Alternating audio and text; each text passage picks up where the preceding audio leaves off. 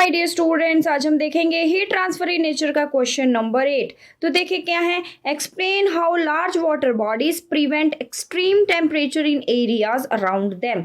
वो पूछ रहे हैं कि जो लार्ज वाटर बॉडीज हैं जैसे ओशन और सी, वो उनके जो एरिया है अराउंड उनके, वहाँ पे वो एक्सट्रीम टेम्परेचर को कैसे प्रिवेंट करती है। मीन्स जो भी वेरिएशन आ रही हैं टेम्परेचर में उसको वो कैसे मॉडरेट रखती हैं या फिर कैसे मेंटेन करती हैं। मीन्स वहाँ पे सी ब्रीज और लैंड ब्रीज के बारे में आपसे पूछा जा रहा है। तो चलिए देखें सी ब्रीज में क्या होता है। सी ब्रीज बेटे डे के टाइम पे आपको देखने को मिलेगा और लैंड ब्रीज जो है वो नाइट के टाइम पे आपको देखने को मिलता है। तो क्या होता है सी ब्रीज में, दिन के टाइम पे जैसे ही सन आता है आपको पता है हीट आएगी सन से, और हमारी जो लैंड है बहुत जल्दी गर्म हो जाती है। लैंड की क्वालिटी है कि उसने बहुत जल्दी गर्म होना है और बहुत जल्दी वो कूल भी हो जाती है। ठीक है, जल्दी ही गर्म होती है और जल्दी ही ठंडी, ये याद रखो आप।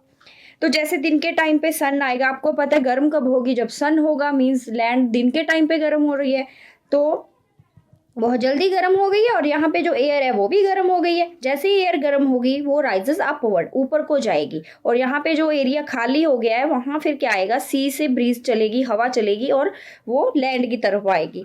तो इसे हम सी ब्रीज बोल देते हैं। दूसरी तरफ आती है बात लैंड ब्रीज की। लैंड ब्रीज रात के टाइम पे देखने को मिलता है, और वहाँ पे जो लैंड होती है वो जल्दी ठंडी हो जाती है, कूल हो जाती है। लेकिन अगर सी की बात करें तो अभी वो गर्म है। अगर सी गर्म है तो सी के ऊपर की हवा भी गर्म हो जाएगी और वो ऊपर उठेगी, तो यहाँ पे जगह क्या हो जाएगी, खाली हो जाएगी। और लैंड से जो हवा है वो किसकी तरफ आती है, सी की तरफ आती है, जिस वजह से इसे लैंड ब्रीज बोला जाता है। तो ऐसे दिन के टाइम पे और रात के टाइम पे जो ब्रीज चलती है, जो हवा चलती है, ऐसे जो टेम्परेचर है वहाँ पे वो मॉडरेट रहता है, मीन्स नॉर्मल रहता है।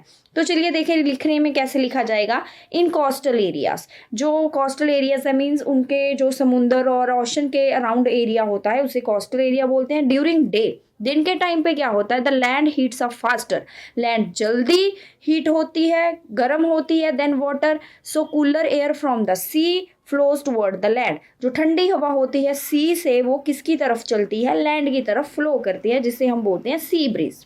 और ऐसे क्या होता है, keeping the temperature moderate, temperature क्या रहता है, नॉर्मल रहता है, बहुत ज़्यादा हाई नहीं होता लैंड के ऊपर। एट नाइट, रात के टाइम पे क्या होगा, land cools down faster, land जो है वो जल्दी ठंडी हो जाएगी। द एयर अबव द सी, जो हवा है सी के ऊपर रिमेन्स वार्मर, वहाँ पे अभी भी गर्म है हवा सी के ऊपर, जिससे फिर क्या होगा, वो हवा ऊपर जाएगी और वहाँ पे फिर क्या आएगी, लैंड से cooler air from the land move toward the sea. तो लैंड से जो हवा है वो सी की तरफ बढ़ती है, जिसे हम क्या बोलते हैं, लैंड ब्रीज। तो ये जो मूवमेंट है एयर की, the movement of air prevent extreme temperature in coastal area. तो जो भी मूवमेंट है, चाहे सी से लैंड की तरफ जा रही है, चाहे लैंड से सी की तरफ जा रही है, movement of breeze, movement of air, तो ये क्या करती है, टेम्परेचर को मॉडरेट रखने में, मीन्स नॉर्मल रखने में हेल्प करती है। तो ये है बेटे आपका आंसर नंबर